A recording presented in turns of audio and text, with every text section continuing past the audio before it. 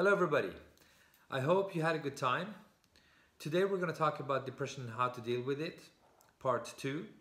We have been talking about depression in part 1, we have also been talking about anxiety, and the reason why I'm mentioning anxiety is because depressive people with a depression, they have anxiety. Not necessarily people that have anxiety are depressive. So when you think about being depressive, and I'm talking about depressive episodes and light to middle intensity depressions, I'm not talking about those severe depressions you have to go see a psychotherapist for. You might ask yourself a couple questions. The first question is, why can't I sleep? And what are all these thoughts in my head? These are two very important questions you should look at, because most of the people that suffer from a depression, they do not have a good sleep. And when I say good sleep, I'm talking about quantity as well as, and most of all, about the quality of sleep. So the sleep quality is really poor, and they sort of fall asleep after a long time. When they fall asleep, they wake up a lot. The reason for that is you're having a lot of ruminations, the circling thoughts. You're in bed, instead of sleeping and relaxing, you are thinking about all the thoughts that you have had throughout the day. So instead of this, you might just get a piece of paper and a pen and write your thoughts down. Write all of them down in order to make clear which are the topics that are itching you, that are being a problem for you. So is it a marriage problem? Is it a relationship problem? Is it some problem with a friend? Is it whatsoever it is? You need to write them down in order to clarify for yourself, what are the thoughts that I'm thinking about all the time? I'm ruminating about all the time. This will lead to the next question, why am I anxious? Well, you're anxious because you are pushing yourself to the edge. You are thinking all the time, non-stop. You're not having any break. You are pushing your brain to become anxious. We have been talking about this in the anxiety video. So you're thinking and thinking and thinking, and all those thoughts appear as being mountains that are not resolvable. Another thing you have to look at is your lifestyle. Let's take an example of someone that has a depression. Normally people that suffer from a depression, they have a very unhealthy lifestyle. So they eat from the can or they don't eat. If they eat too much, then they compensate or overcompensate with things like chips and biscuits, so unhealthy food. And they do not move a lot. Most of the people with a depression are sitting on the couch watching movies, or just laying in bed and staying in bed, not moving. So look at your lifestyle.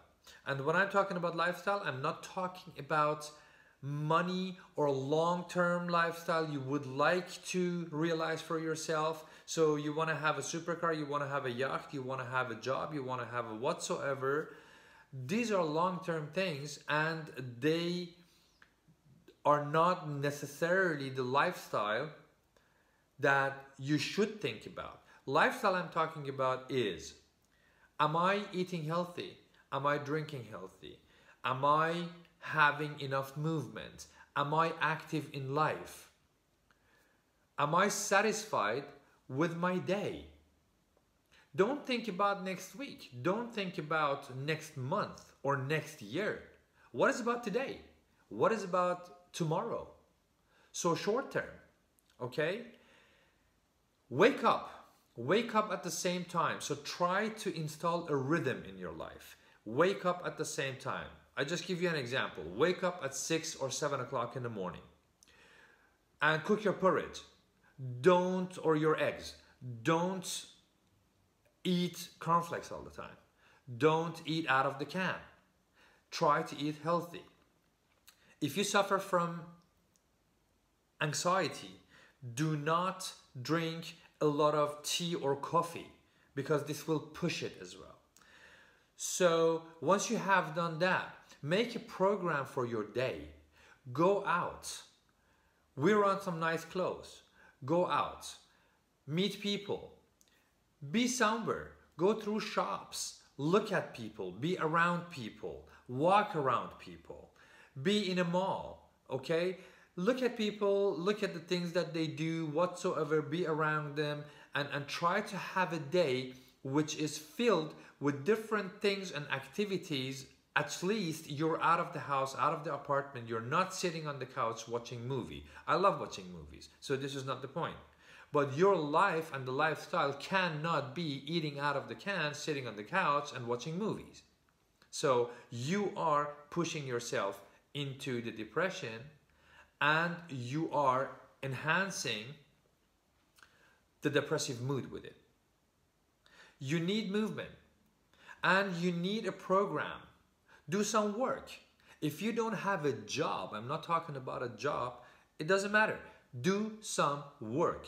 Do some garden work. Do some work in the house. Clean the house. Don't live in a mess. Okay? A lot of people that suffer from depression, they're living in a mess. So they have no order, things are laying around, and so on and so on. This will be perceived by your eyes, by your brain, and this mess is gonna mess with your brain. Okay?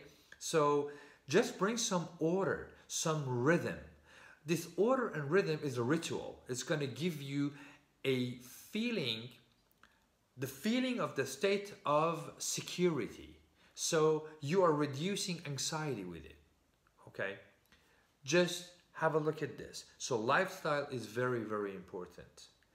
Waking up at the same time, going to bed at the same time. Don't watch things on screens. Don't be around screens too much. Screen, especially in the evening and the night, means you are in front of blue light. Blue light is gonna damage your sleep. So maybe that's why you're not sleeping. Get the TV out of your bedroom. Get your computer out of your bedroom. Take your mobile phone and put it in a drawer and then go to your bedroom and go to bed to sleep. When you go to sleep, don't think. You just went to bed to sleep. So the ritual should be bedroom is associated with sleeping.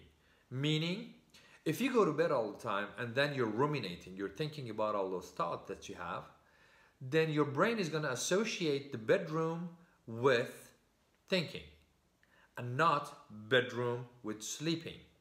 So this will become a habit. You will go to bed and you're going to take your time now to think over the same thoughts you have been thinking the whole day, yesterday, the day before yesterday, last week, and so on and so on and so on. So you go to bed, you do some relaxation techniques, and you can do some distance techniques. A distance technique, for example, is go to bed, lay down, and start to count with a loud voice, you can hear yourself, from 100 to 0. 199, 98, 97, as fast as possible, without stopping. If you're making any mistake, it doesn't matter, just keep on.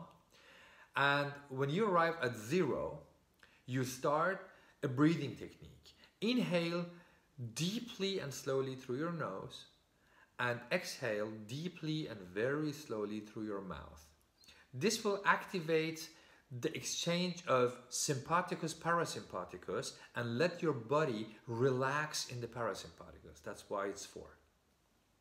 Once you relax, then you can also fall asleep. So you might do this respiration technique while you're laying down in bed until you fall asleep.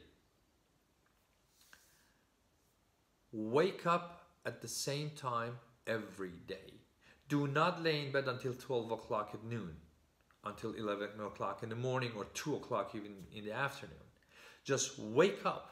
If you lay in bed that long, the next day you're going to have a disturbed circadian rhythm and you will not able you will not be able to fall asleep to sleep. So you need a rhythm. You need work. Assign things to yourself. Write them down. Okay, today I'm gonna clean the bathroom. I'm gonna clean the living room. I'm gonna cook something for myself, and cook something healthy for yourself. Learn, if you don't know how to cook, learn to cook. Learning to cook is an activity for itself. It is fun, okay? It is taking care of yourself and being healthy, okay? Being healthy starts with what you drink and what you eat, first of all.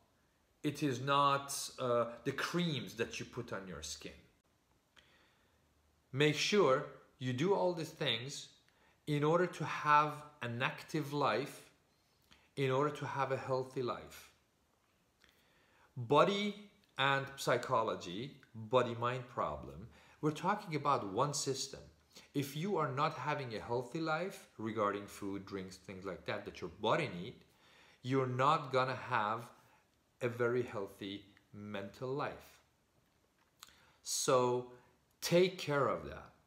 Take care of your mental state and take care of your body as well. It is very important. Hygiene, washing yourself, taking care of yourself, you know, taking a shower, taking a bath, things like that.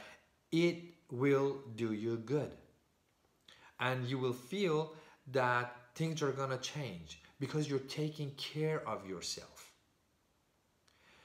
One very important thing people do when they suffer from depression is that they disregard themselves. They don't really exist anymore. They're unimportant. Be important to yourself. Don't disregard yourself. Do things for yourself. Healthy food, healthy drinks, a lot of activity, a lot of sports if you can. Do some work. If you don't have a job, doesn't matter. Do some work. Assign yourself some work in the house, in the apartment, wherever you are. Go help a neighbor. Go help a friend. Go help someone. Go out there and just watch around to see a older lady that is carrying around some shopping, and go help her. Okay? Be out there to do something. Do not sit on the couch and watch TV. So these are the things that I would like to put out to you in order to sort of fight the depression by yourself on a daily basis. Thank you very much for watching my video. If you liked it, give us a thumbs up. And I wish you a good day, a good week. Until next time.